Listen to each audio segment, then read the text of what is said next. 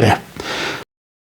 See käesolev teema on väga paljudele inimestele väga raske, kuna see isik, kes meile vastu vaatab peeglist, on kohati niivõrd egoistlik ja isekas, et ta pole lihtsalt nõus andeks paluma ega andestama. Pigem ta kannab seda koormat endaga kaasas kuni surmani. Inimesed millegipärast ei mõista, et andeks palumine ja andestamine on väga vabastavad tegevused. Kui inimene suudab seda teha, siis see tegevus võib selle inimese vabastada needustest, mis on tema ellu tulnud läbi andestamatuse, läbi kibeduse või siis läbi viha ja nii edasi. Samuti võib andestamatus olla väga paljude tervisehädade põhjuseks, finantsprobleemide tekitaja ja suhete lõhkuja. Kui inimene suudab oma meelt parandada, meelt muuta, meelt uuendada, toob see tegevus inimese ellu lepituse. Andeks anda on võimalik ainult koos meeleparandusega. Andestamine ei saa olla ainult mingisugune selline sõnakõlks, et okei, ma annan sulle see andeks ja sellega on asi fine. Aga tegelikult see inimene ei ole südames sulle andeks andnud. Andeks andmine peab olema teadlik tegevus, kus siis toimunut enam ei meenutata ning ei hakata ka hiljem siis mineviku sündmusi uuesti üles kaevama. Meeleparanduse peab tegema samuti ka see isik, kes andeks palub. Meeleparandus tähendab samuti teadlikku tegevust.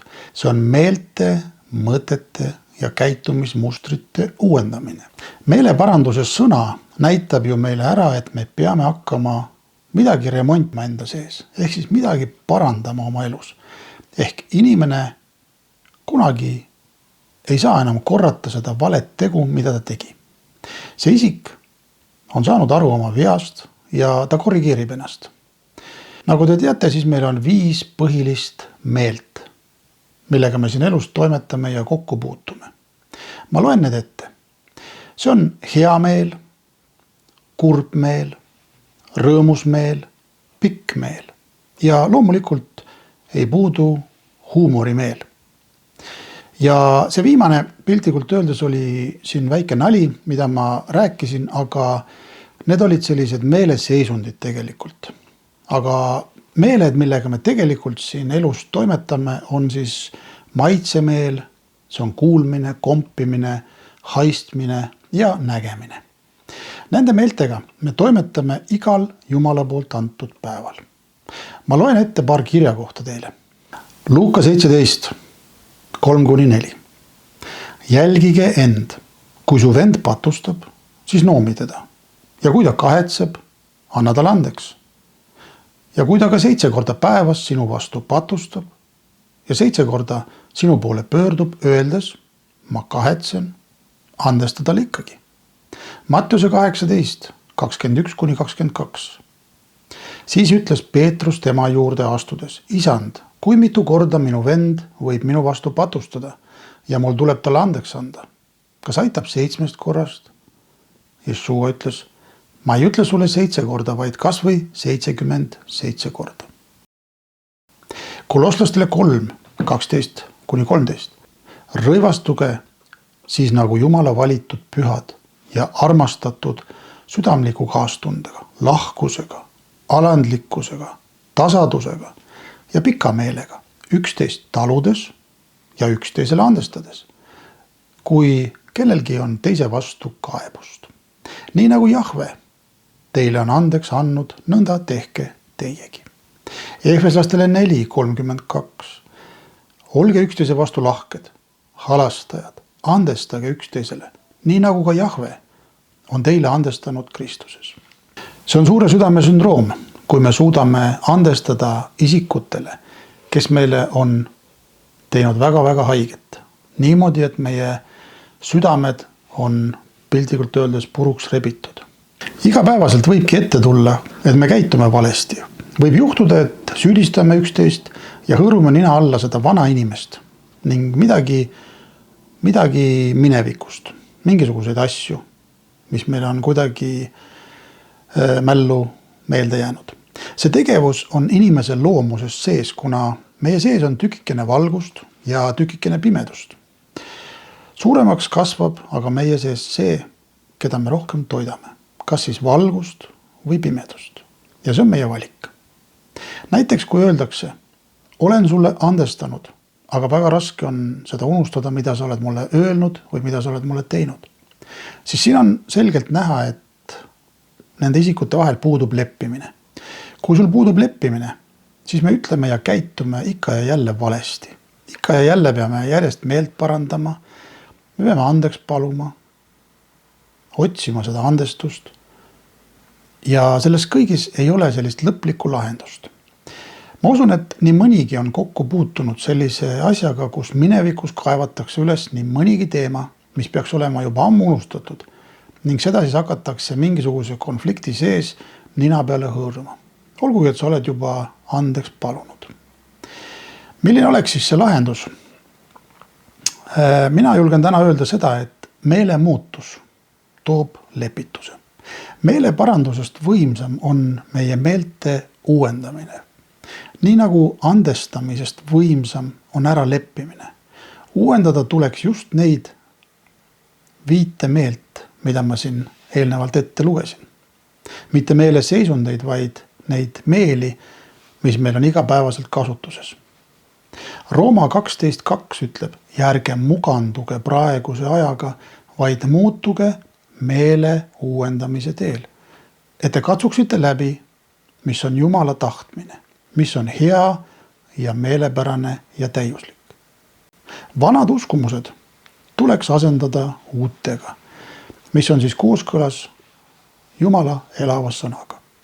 Kolosslastele 1.20 ütleb, ja lepitada tema läbi enesega kõik, nii hästi maapealsed kui taevalised, tehes rahu tema ristivere läbi.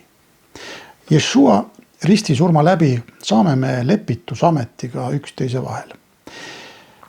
Meile, Jumala lastele, on antud lepitaja amet. Kui sa veel ei teadnud seda, siis loe 2 Korintlastele 5 lõige 18. See kõik on Jumalast, kes meid on enesega Kristuse läbi lepitanud ja andnud meile lepitusameti. Ja muide, meie sees on ka pandud lepitussõna, 2 Korintlastele 5.19.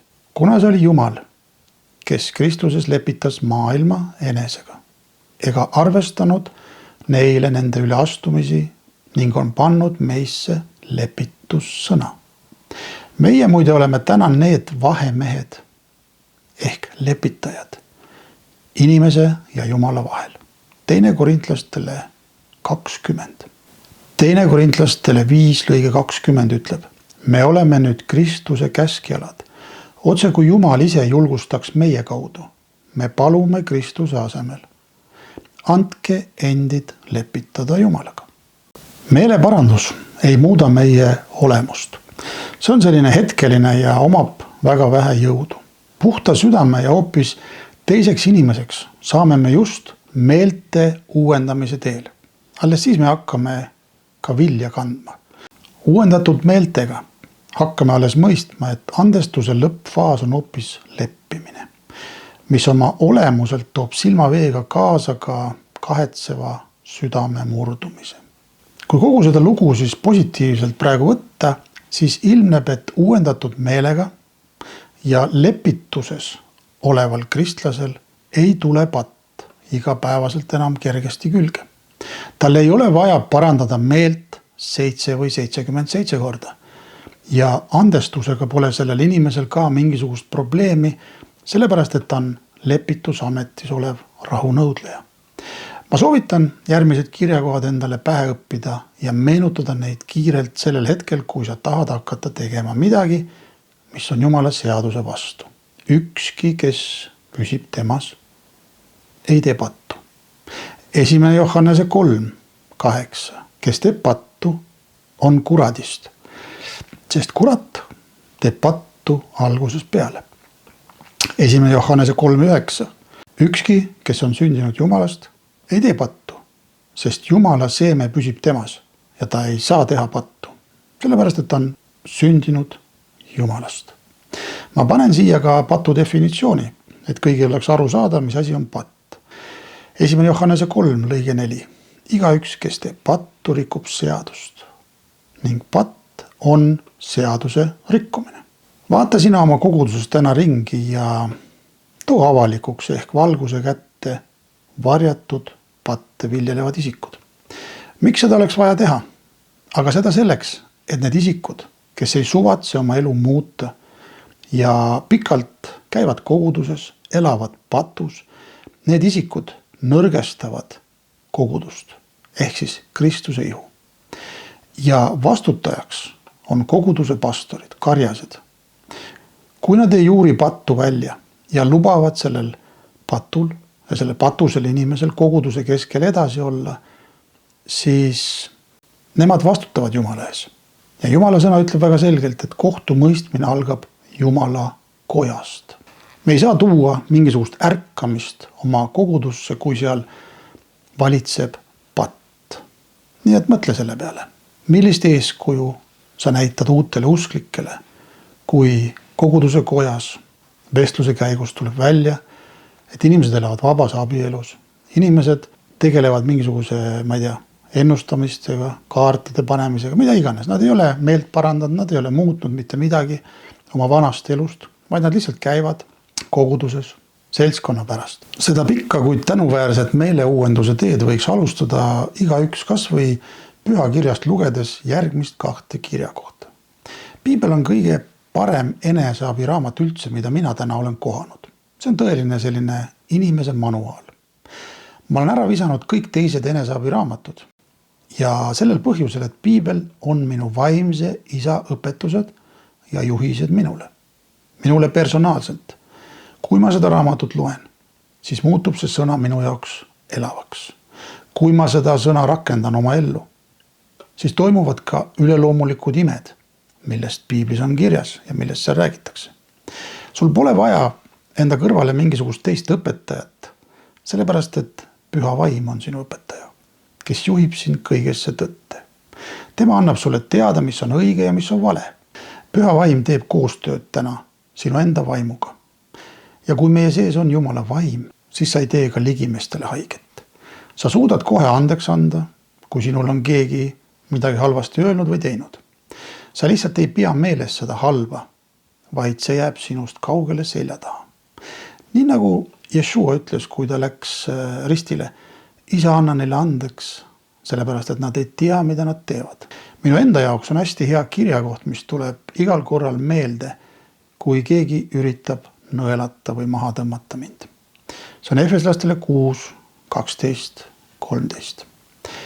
Me ei pea ju võitlust mitte inimestega, vaid valitsuste ja võimudega, selle pimeduses oleva maailma valitsejatega, kurjade vaimudega, kes on taevastes paikades. Seetõttu võtke kogu Jumala antud sõjavarustus, et te suudaksite nendele õelatele rünnakutele vastu seista. Kui te olete end sel moel ette valmistanud, siis suudate jääda kindlaks. Efeslastele 4, 22-32. Teil tuleb jätta oma endise eluviisi poolest vana loomus, kes laostub petlike himude käes, ning saada uueks oma mõttelaadilt ja riietuda uue inimesega, kes on loodud Jumala poolt elama tõe, õiguses ja vagaduses. Seepärast jätke vale ja rääkige tõtt oma ligimesega, sest me oleme üksteise liikmed. Kui vihastute, siis ärge tehke pattu. Ärgu päike loojugu teie vihastumise üle. Ärge andke ka maad kuradile, kes seni varastas, ärgu varastagu enam. Selle asemel tehku tööd oma kätega, teenides ausalt elatist, et tal oleks jagada sellele, kellel on puudus. Ühtegi nurjatud sõna ärgu tulgu teie suust, vaid rääkige ainult seda, mis on hea teiste ülesehitamiseks, et kuuljad saaksid armu. Ja ärge kurvastage Jumala püha vaimu, kes on kinnitanud teid oma pitseriga lunastuspäevani. Kõik kibedus ja raev ja viha ja kisa ja teotamine jäägu teist kaugele eemale koos kogu kurjusega. Olge üksteise vastu lahked, halastajad, andestage üksteisele, nii nagu ka Jumal on teile andestanud Kristuses. Sõnadel on meeletu vägi meie elus. Sõna on mõõk. Välja öeldud sõna tekitab õhus vibratsiooni, kas siis negatiivse või positiivse vibratsiooni. Ja sinu valik on see, kas sa võtad selle negatiivse vibratsiooni vastu või see läheb sinust mööda. Kui sul on Jumala poolt antud sõjavarustus 24/7 seljas ja ükski kiiver ei loperda peas ja niuded on vöötatud, usukilp on ette pandud, siis sind ei taba need sõnanooled ning valed mõtted, mis sinu poole aeg-ajalt saadetakse. Võtke nüüd Jumala eeskujuks nagu armastatud lapsed ja käige armastuses, nõnda nagu Kristus meid on armastanud ja on iseenese loovutanud meie eest anniks ja ohvriks, magusaks lõhnaks Jumalale.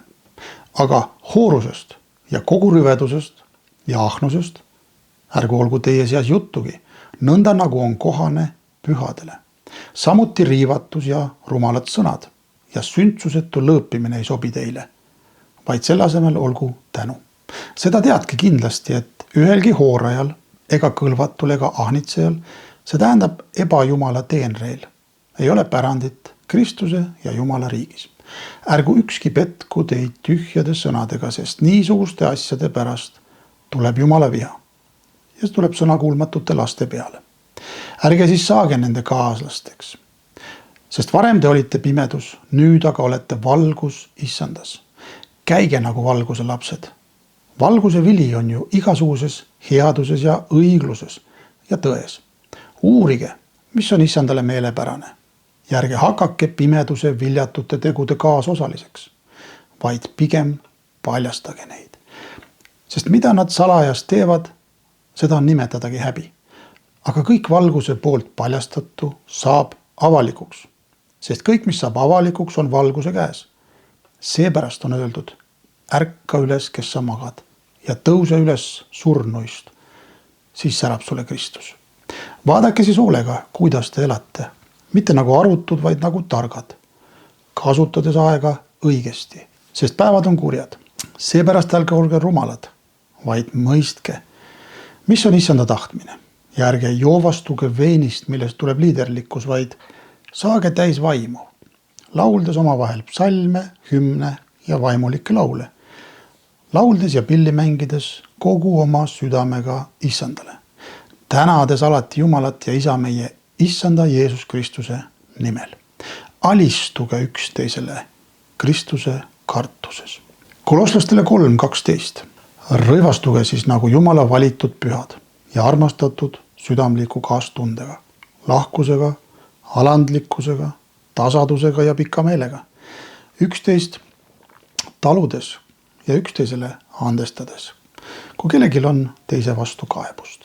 Nii nagu issand teile on andeks andnud, nõnda tehke teiegi. Alistumine üksteisele tähendab minu jaoks seda, et see, kes on lepingus Jahvega, on oma venna või õe teenija. Kõik on Jumala ees võrdsed. Keegi ei ole mitte kellestki üle, vaid kõik on võrdsed Jumala ees. Teenimisametid on aga meil erinevad. Mõnel on suurem vastutus, mõnel on väiksem vastutus, aga kõik peavad kõiki teenima. Ka pastori kohustus on tegeleda haisvate inimestega, keda ühiskond põlgab. Mitte käima ainult pintsaku ja lipsuga ning dirigeerida need räpased tööd pingikristlastele. Jeshua oli teiste teenija, mitte ta ei olnud kubjas ega mingisugune liider. Ta ei teinud ennast tähtsaks, vaid ta oli alandlik. Nende mõtetega ma siin ka lõpetan. Kohtume järgmises videos ja see võiks olla järg sellele praegusele videole.